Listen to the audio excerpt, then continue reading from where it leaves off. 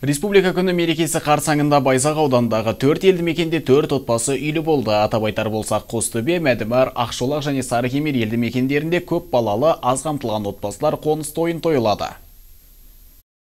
Көптің көмегімен бой көтерген үйдің бірі Сарыкемер ауылында орналасқан. Ал бүгін баспана кілті Асқар Жолдасбек пен оның отбасына беріліп отыр. Ынтымақ пен бірлікті той еткен ауылдастарына оның айтар алғысы шексіз.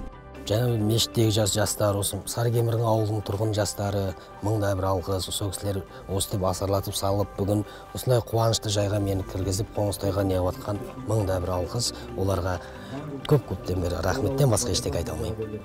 Мереке қарсаңындағы тарту сән салтанатымен өтті. Жаңа баспананың лентасы қиылып, ақ жаулықтан ала шашу шашты.